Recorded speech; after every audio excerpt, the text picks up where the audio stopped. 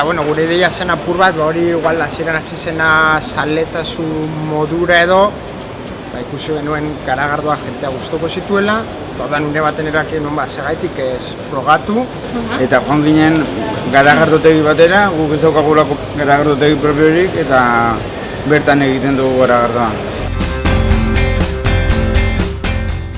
Berez da garagardo eta arte hitzaren arteko hitz joku bat edo, gure asmoa zen edo esan nahi genuena zen, gaur egun igual ezagutzen da garagardo estilo bat bakarrik, eta kontua zen esatea garagardo hori baino gehiago dela, eta nolabait esateko sortu edo arte bezala ikusi edo nolabait esateko ahalegindu gauza ezberdinak sortzen osagai gutxi batzuekin.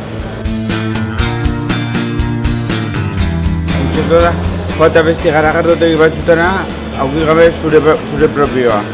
Egiteko hemen, han, edo segunetan non saldu nahi duzun, batzutan kosteak ere ikusi.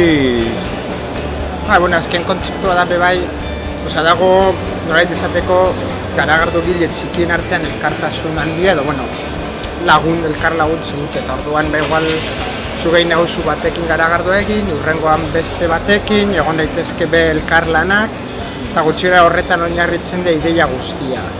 Zuk berez ibiltaria zarela, zela batetik bestera.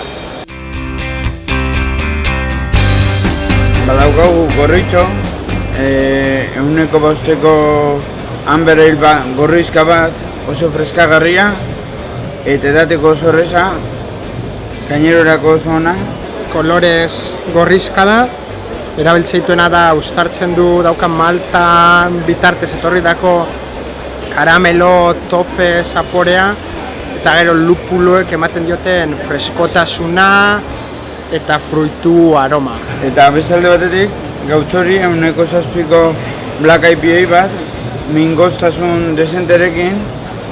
Apur bat kafe, zaporea eta lupuloen mingoztasuna eta aromak nolabait uztartzen dituen garagardo bat. Azken finean da sukaldean ibiltzea bezalakoa neurri baterari. Osagai ezberdinak kombinatzea gustoko zapore bat lortzeko. Eta hemen guk ikusi duguna edo beste bat lekuetzen konparatuta edo dala jentea produktu honekiko edo oso harrera baikorra daukala. Eta nik uste horrek lagundu duela ere sortu da nolabait esateko estandantzeko bat. Gero garagardo baten gure ustez errespetatu dituela ziklo naturalak, gehigarri ez erabili, eta nolabait ahalegindu kalitatea bultzatzen, eta ez horren beste presioa izan behar da nolabait mundu guztiarentzako, baina ahalegindu ez zaila izan presioa aldagai bakarra, faktore bakarra kontutan hartzeko. Eta jentea bultzatzea, ikasi desan horrelako produktua baloratzen. Gure lana gehien badala pedagogia lana.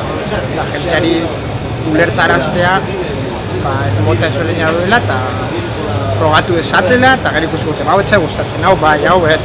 Eta gero norberak aurkituko gehien gustatzen zaiona, eta hortik aurrera joan garatzen, ikasten, eta hori izango litzateke helburua,